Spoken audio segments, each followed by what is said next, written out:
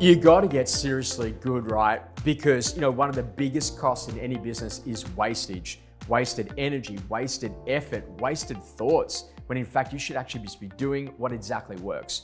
Now, this is an interesting conversation. Ray Dalio wrote about this in a book called Principles. He said what really average performers do is that they get themselves into a position that they go and have a look at things that aren't working and they try to work out how to make them work. He said what the best people do is they find out what's working and they go and do more of that. And this is that whole conversation around amplify what works, cut the wastage, and get rid of the things that don't. Whenever I walk inside of any business, one of the key things I do is I said, okay, great. Let me have a look at all of the listings that you've won over the course of the last 12 months and tell me, where did you actually meet that seller? When I know where you met the seller, then that now tells me what lead sources are working for you. But what actually happens if like a number one lead source just isn't working in your business? What happens if you're not getting anything from your past clients, your past market appraisals, your landlords, or your buyer work? Well, ultimately what it leads down to is you've got a great strategy, but you're not measuring to adjust. Now, if you're in a position that all of a sudden a restaurant wasn't working, what would you do? You'd adjust the menu, you'd change the tunes, you'd change the front of house staff, you'd do something different with your marketing to get it back working. But we already know what works inside of real estate.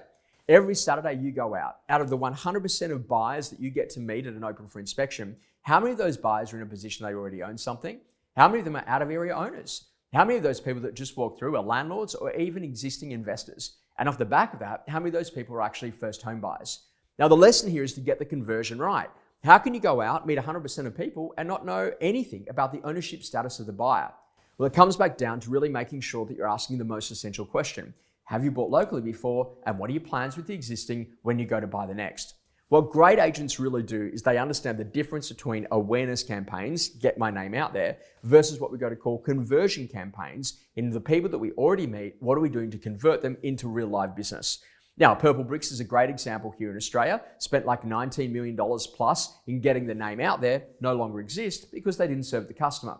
And the reality of what we've actually got to do is we've got to be successful in the way that we go to serve that customer. That's why you must be incredibly focused about understanding what are the opportunities that are in front of you and how do you know when your team is off track and not using the dialogue or not following the systems that you know actually get resolved. So get back to that strategy, measure and adjust and make sure that you're getting everything you can out of all that you already do.